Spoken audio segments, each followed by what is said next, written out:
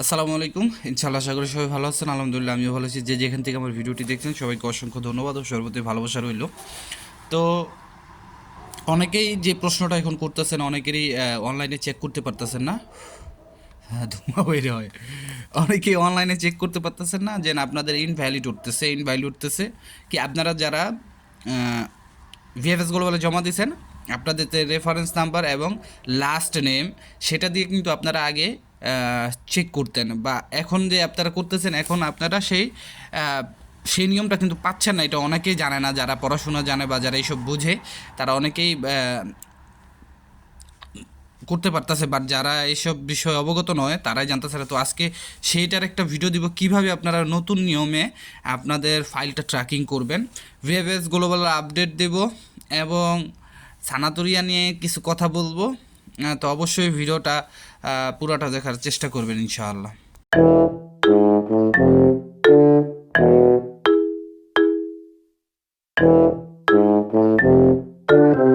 জীবনে অনেক কঠিন সময় পার করছি, তবে এখন যে সময়টা পার করছি সেটা কখনো কল্পনাও করতে পারিনি। জীবন এতটাও নিষ্ঠুর হবে ধারণার বাইরে ছিল। মাঝে মাঝে নিজের ভাগ্যটাকেও নিয়ে অনেক আফসোস হয়। জীবনটা এমন হওয়ার কথা ছিল না। মাঝে মাঝে এটাও মনে হয় জীবনটা আর একটু সুন্দর হলে কি বা এমন ক্ষতি হতো।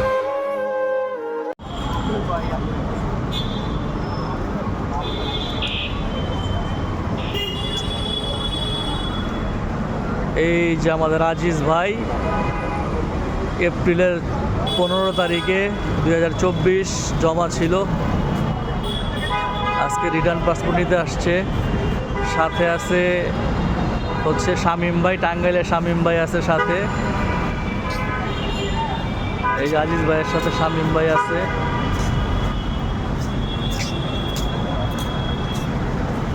দুনিয়ার সিরিয়াল। এর আগে 5-10 মিনিট আগে প্রায় 400-500 লোক ঢুকে গেছে ভিতরে।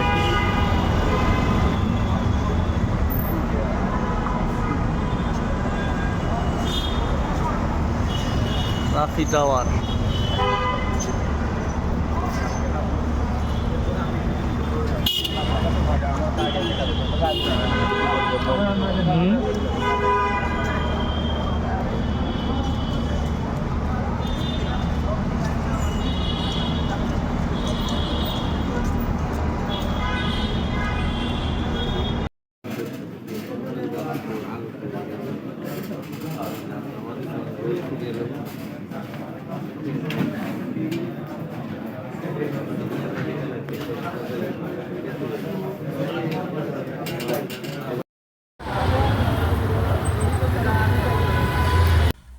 তো সব কিছুর জন্য আলহামদুলিল্লাহ। আগেই বলে রাখি, আশেপাশে কি উজ্জ্বল ভাই আছে? যাক, নাইগা বাইসা গেলাম গা। আজকে উজ্জ্বল ভাইয়ের সাথে আমার কথা হয়েছে। উজ্জ্বল ভাইয়ের একটা ভয়েস ক্লিপ আমি শুনলাম। তিনি আহ, আপনার সানাতোরিয়ার যে বিষয়টা আমি দেখলাম যে উনি কালকে বৈধ অবৈধর একটা ভিডিও করছে। তো সেখান থেকে আমি দেখেন উজ্জ্বল ভাইয়ের কথায় বা আদার্স মানুষের কথায় আপনাদের মন খারাপ হইব এরকম কিছু আপনারা এরকম কোনো কিছু আপনারা অনুধাবন করবেন না। কেননা দেখেন, উজ্জ্বল ভাই যদি যতটুকু পারে আপনাদের ইনফরমেশন দেয়, হয়তো ব্যক্তিবর্গ হিসেবে সবারই ফাঁক ফোকর থাকতে পারে, ভুল থাকতেই পারে। তো উজ্জ্বল ভাইয়ের কালকে যে ভয়েসটা উনি পাঠাইছে, সেখানে ওনাকে আগে মেসেজ করা হয়েছিল যে আপনি তো বলছিলেন যে যদি সানাতুরিয়া না দেয় তাহলে আপনার ভিডিও বানাবেন না। তো এখন উনি বলতেছে যে হ্যাঁ ভাই, আমি আর এই সানাতুরিয়ার বিষয়ে ভিডিও বানাবো না। এবং উনি আরেকটা কথা বলছে যে 3 লক্ষ মানুষকে বৈধ করে নেওয়ার কথা ছিল, কিন্তু মেলানি সরকার এখন করবে না। এর কারণ হচ্ছে যে উনি যে আইনগুলি পাশ করতে চাইতেছিল ওই যে আলবেনিয়া পাঠানোর, সেগুলা সরকার সেগুলা আদালত থেকে প্রত্যাখ্যান করতেছে, দেখে এই জায়গায় অনেক টাকা পয়সা নষ্ট হয়েছে। এই জন্য আপনার মেলনি সরকার সানাতুরিয়াটা দিবে না। তো দেখেন, আমি আপনাদের বলতেছি, আমি পার্সোনালিভাবে আপনাদের বলতেছি, আপনারা সানাতুরিয়া পাবেন ইনশাল্লাহ। ধৈর্য ধরেন। 2024 সালে না হোক, 2025 সালে তো হবেই ইনশাল্লাহ। সানাতুরিয়া ছাড়া এই দেশে উপায় নাই, এটা আপনি মনে রাখবেন। সানাতুরিয়া ছাড়া উপায় নাই। সানাতুরিয়া না দিলে যে কোনো প্রকারে তারা আপনার যেমন স্পেনে দেখছেন যে না এখন নিয়ম সহজ করে দিছে, তো এরকম সহজ করে দিব। তো চলেন আজকে যারা এখন যদি ভিসা ট্র্যাকিং করতে পারতেছেন না, যাদের ইনভ্যালিড উঠতেছে, আপনারা কিভাবে নতুন নিয়মে ভিসাটা ট্র্যাকিং করবেন সেটার যে ভিডিওটা স্ক্রিন রেকর্ডিং আমি আপনাদের দিয়ে দিলাম, আপনারা এখান থেকে দেখে সুন্দরভাবে ট্র্যাকিং করে নেবেন। আচ্ছা, আপনাদের অনেকেরই ইনভ্যালিড উঠতেছে যদি আপনার ভিসা ট্র্যাকিং করতে যান। সেটার কারণটা আমি দেখাই। আপনারা হচ্ছে যে ভিএফএস গ্লোবালে এখানে ভিএফএস ভিসা ট্র্যাকিং লিখবেন, একটা ক্রোম ব্রাউজারে যাবেন, ভিএফএস ভিসা ট্র্যাকিং লিখবেন। এখানে ট্র্যাকিং লেখার পরে ট্র্যাক ইউর অ্যাপ্লিকেশন, এটার ভিতরে যাবেন। এটার ভিতরে যাওয়ার পরে এই যে দেখতে পাচ্ছেন আপনারা, এই যে নতুন একটা অপশন দিছে, এটা আগে ছিল না, এটা নতুন একটা অপশন দিছে। এই যে সবার লাস্টে দেখুন for application log out before 11 November please click here. এই যে ক্লিক হেয়ারে গেলাম। এখন এখান থেকে আপনারা আপনাদের উপরে রেফারেন্স নাম্বার দিবেন। এই যে আমি একটা রেফারেন্স নাম্বার এখানে বসাবেন, তারপরে এখানে লাস্ট নেমটা বসাবেন, তারপরে এখানে আপনাদের কিউআর কোডটা দিবেন। আমি একটু দেখাই দিই। এই যে এখানে আপনাদের রেফারেন্স নাম্বারটা বসাবেন, ঠিক আছে। তারপরে এখানে এই যে আপনাদের লাস্ট নেমটা বসাবেন, এখানে আপনারা কোডটা বসাবেন। দ্যাটস ইট, আপনাদের কিন্তু হয়ে যাবে। আশা করি বুঝতে পারছেন। তো এইভাবে আপনাদের করতে হবে। আর আগের যে সিস্টেমটা ছিল সেটা হচ্ছে অন্য ভিন্ন রকম ছিল। ওইখানে এখন আপনার এই যে আগের যদি সিস্টেমে যান,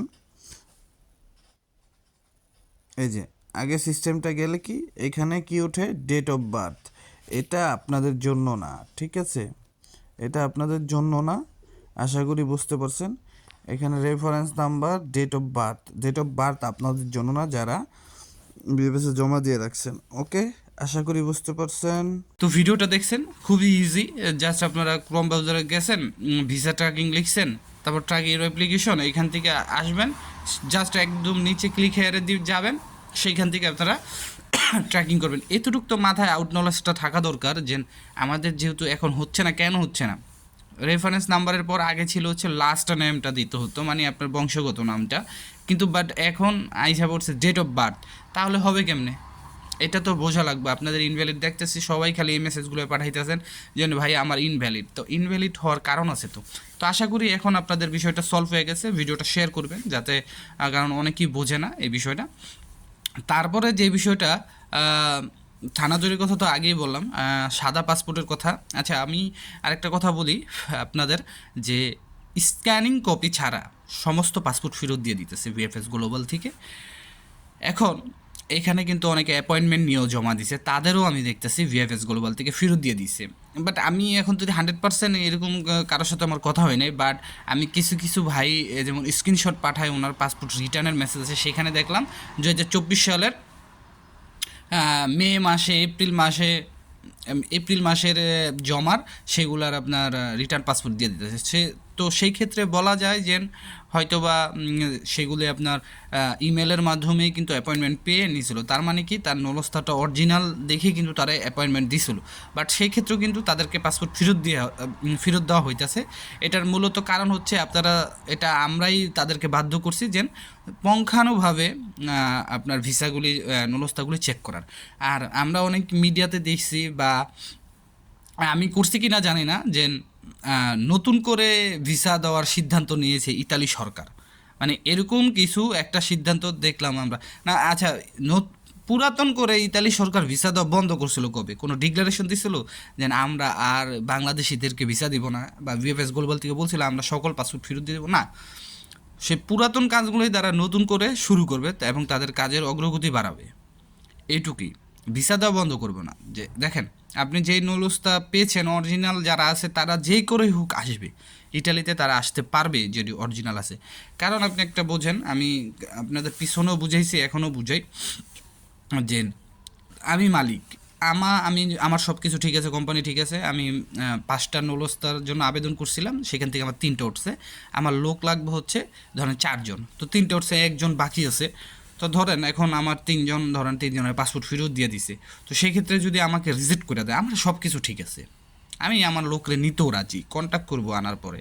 তো এখন আমার সব কিছু ঠিক আছে, যদি আমার সেই কর্মীদের ফাইলটা রিজেক্ট করে দেয়, তাহলে অবশ্যই কিন্তু আমি বৃহত্তরা যাব কী সমস্যা বা কেন রিজেক্ট করলাম, আমার সব কিছু ঠিক থাকা সত্ত্বেও। তখন যদি তারা বলে যে না হবে না বা তখন কিন্তু আমি তাদের বিরুদ্ধে কিন্তু আইনত ব্যবস্থা নিতে পারবো। সেই ক্ষেত্রে কিন্তু তাদের একটা জরিমানার আওতায় আইতে হবে, একটা জরিমানা। আর এই দেশে জরিমানা মানে মনে করেন অনেক কিছু। আর আমি ততদিন কিন্তু লোক আনতে পারবো না, বুঝতে হবে যে না আমি কিন্তু আর লোক ঢুকাইতে পারতাছি না, বা আমি তো আগামী ফ্লোসিতেও কিন্তু এখন যদি আনতে পারতাছি না। তো সেই ক্ষেত্রে তাদের একটা মাথায় চিন্তা থাকবে যে না এই মালিকটার কাগজপত্র সব কিছু ঠিক আছে, সে ভিসা, তার কর্মী ভিসা পাওয়ার অ্যাবিলিটি রাখে, তাকে ভিসা দিতেই হবে। আর গতকালকে আমি যে অ্যাপয়েন্টমেন্টের যে লিস্টটা আপনাদের দিছিলাম, শিডিউলটা মানে আপডেটটা দিছিলাম, সেই আপডেটটা হচ্ছে শুধু ফ্যামিলি রিউনিয়ন এবং ট্যুরিস্ট ভিসাদের জন্য। আপনারা আবার ভাইবেন না যে এটা ওয়ার্ক ভিসার জন্য। তো আমি আবার বলতেছি যে ওইটা ছিল হচ্ছে আপনারা 1 তারিখ থেকে 19 তারিখ, ডিসেম্বরের 1 তারিখ থেকে 19 তারিখ পর্যন্ত আপনাদের জন্য ডেট দেওয়া হবে। সেই ডেট এই যে আজকে 28 তারিখে খুলে দেওয়া হবে। ঠিক আছে, আশা করি বুঝতে পারছেন। আর প্রাসঙ্গিক কিছু বিষয় যেটা হচ্ছে আপনাদের যদি পাসপোর্টের মেয়াদ, এখন আপনারা যেহেতু পাসপোর্ট ফেরত নিয়ে আসছেন, আপনাদের যদি পাসপোর্টের মেয়াদ না থাকে, সেই ক্ষেত্রে আপনারা ভিএফএস গ্লোবালের সম্মুখীন হইয়া তাদের সাথে কথা বলার পরেই কিন্তু আপনারা আপনাদের পাসপোর্টটা রিনিউ করবেন। নিজে থেকে রিনিউ করেন না, এতে আপনাদের ঝামেলার সৃষ্টি হইতে পারে। তবে যারা স্ক্যানিং কপি জমা দিয়েছেন তারা করতে পারেন, কারণ কিন্তু যে কোনো মুহূর্তে আপনার পাসপোর্টটা চাইতে পারে, তখন কিন্তু আপনার পাসপোর্টটা দিতে হবে। সো আমি মনে করি যদি আপনার 3 মাসের ভ্যালিড থাকে, আপনি 3 মাসের পাসপোর্টটাই এখন জমা দিতে হবে। যদি সেটা রিনিউ করার দরকার হয় তাহলে এম্বাসি অবশ্যই রিনিউ করে দিব। তারপরও যারা নতুন, আপনাদের এখন যদি নলস্তা জমা দিতে পারেন না, আমি আপনাদের উদ্দেশ্যে বলি যে আপনাদের যদি পাসপোর্টের মেয়াদ ন্যূনতম 8 মাস হয়ে থাকে বা 1 বছর আছে, আপনারা দয়া করে সেই পাসপোর্টটা রিনিউ করে ফেলান, দয়া করে সেই পাসপোর্টটা রিনিউ করে ফেলেন, যাতে এটা আপনার পরবর্তীতে আপনাকে আবার ফেরত দিয়ে আরেকটা লং প্রসেসে নিব যে পাসপোর্টে ভ্যালিড নাই। অনেক ঝামেলা ভাই, অনেক ঝামেলা। তো সেইখান থেকে বিরত থাকার জন্য আমি মনে করি যে আপনারা পাসপোর্টটা রিনিউ করে ফেলবেন, যারা স্ক্যানিং কপি জমা দিয়েছেন বা যারা এখন তো মানে যাদের হাতে একটা সময় আছে 7 দিনের ভিতরে ধরেন করতে পারবেন রিনিউ, এরকম কিছু, বা লং প্রসেসে কিন্তু যান না, তাহলে কিন্তু আমও যাবে সালাও যাবে। আশা করি বুঝতে পারছেন। আর আজকে ভিএফএস গ্লোবালের যতটুকু আপডেট দেখলাম, প্রায় মানে আজকে আপনারা একটু দেখেন যে কতগুলা মানুষ, আপনারা নিজেরাই দেখেন আজকে ভিএফএস গ্লোবালের অবস্থা, আমি ভিডিও দিতেছি। তবে আমার যতটুকু মনে হয় প্রায় 1-2 হাজার মানুষের পাসপোর্ট আজকেও ফেরত দেবে। তার ভিতরে আমি যতটুকু ভিসার আপডেট পেয়েছিলাম যে এগ্রিকালচার কিছু ভিসা পেয়েছিল, স্পন্সার, ফ্যামিলি ভিসা রিজেক্ট হয়েছে, উইথড্র আছে। সবাই ভালো থাকবেন, সুস্থ থাকবেন, সবার জন্য দোয়া রইল। আসসালামু আলাইকুম, আল্লাহ হাফেজ।